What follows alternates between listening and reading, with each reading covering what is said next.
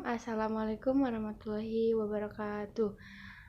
Alhamdulillahirrabbilalamin. Wassalatu wassalamu ala asrofil anbiya wa mursalin Sayyidina Muhammadin wa ala alihi washabihi ajmain. Amma ba'du. Pertama-tama perkenalkan, nama saya Silvi Meliani. Saya dari Prodi Akuntansi 2018 dari Universitas Nusa Putra. Di sini saya akan menjelaskan sedikit tentang agama Islam dan ruang lingkupnya. Tetapi sebelum saya menjelaskan di sini, saya akan menyampaikan tentang agama Islam dan ruang lingkupnya. Tetapi di sini saya akan menjelaskan dulu tentang pengertian-pengertian dari agama Islam dan ruang lingkupnya itu sendiri. Yang pertama yaitu ada pengertian dari agama. Agama berasal dari kata Sanskerta yang dimana terdapat dua kata, yaitu A yang artinya tidak dan gama yang artinya pergi atau tidak berubah ataupun tidak bergerak.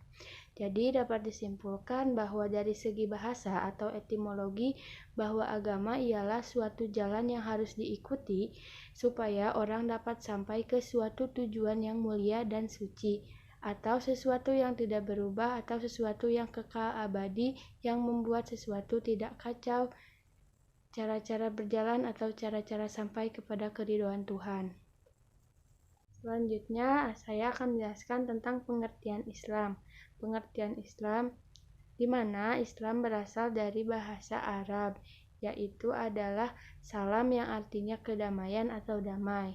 Menurut istilah Islam sendiri bisa ditinjau dari subjek manusia, yaitu adalah ketundukan seseorang hamba kepada wahyu ilahi yang diturunkan kepada para nabi dan rasulnya, yaitu Nabi Muhammad SAW, guna dijadikan pedoman hidup dan juga sebagai hukum atau aturan Allah Subhanahu wa Ta'ala yang dapat membimbing umat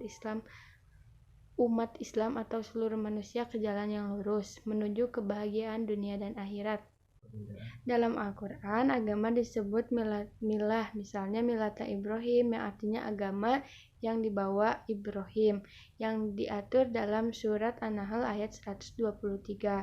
Selain itu, dalam Al-Quran, agama juga disebut sebagai ad-din atau ad-din, misalkan lakum dinukum waliyadin, yang artinya bagimu agamamu dan bagiku agamaku,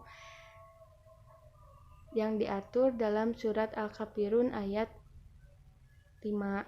Tetapi kata din selain berarti agama juga berarti sebagai pembalasan hari kiamat, adat kebiasaan, undang-undang, peraturan, dan taat atau patuh, seperti itu.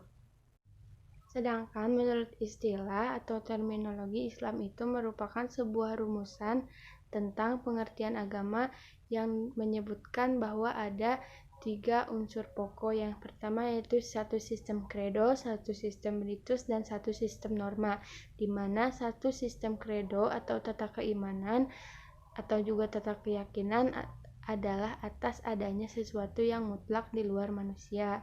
Sedangkan satu sistem ritus atau yang disebut dengan tata peribadatan manusia kepada yang dianggapnya yang mutlak itu. Satu sistem norma yaitu atau bisa disebut juga tata kaidah, yaitu yang mengatur hubungan manusia dengan sesama manusia dan hubungan manusia dengan yang lainnya. Sesuatu dan sejalan dengan kata keimanan dan tata kepribadatan termasuk di atas.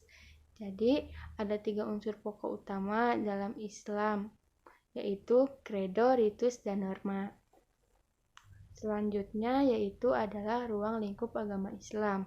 Di ruang lingkup agama Islam ini terdiri dari 3, yaitu akidah, syariah, dan akhlak. Di sini saya akan menjelaskan satu persatu dari ruang lingkup agama Islam itu sendiri.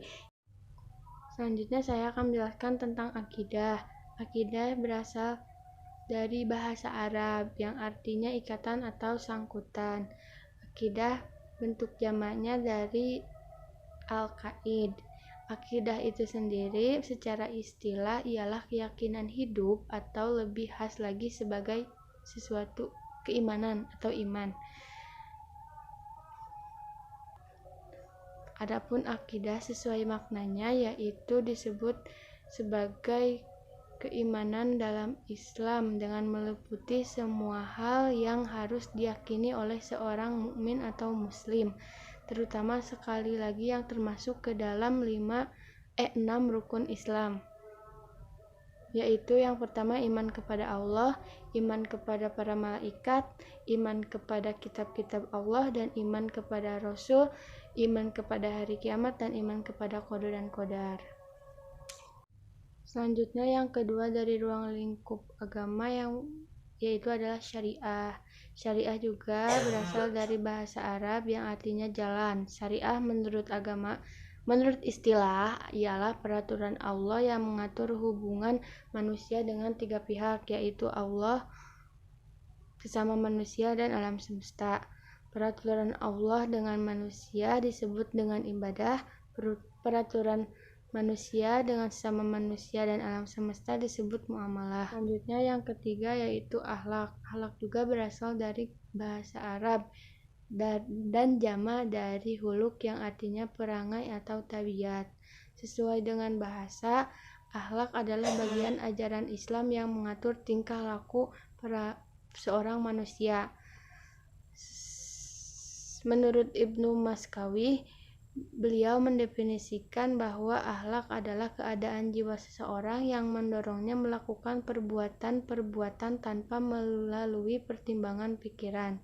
Akhlak ini meliputi manusia kepada Allah, kepada Nabi dan Rasul, kepada diri sendiri, kepada keluarga, kepada tetangga, kepada sesama manusia, kepada non-muslim, dan lain sebagainya.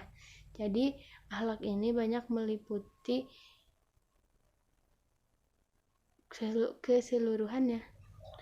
Selanjutnya yaitu kesimpulan dari apa yang telah saya jelaskan dari awal sampai akhir, yaitu di mana ruang lingkup agama Islam ini terdiri dari tiga komponen yang saling berkesinambungan. Yang pertama yaitu akidah, yang kedua yaitu syariah, dan yang ketiga yaitu akhlak.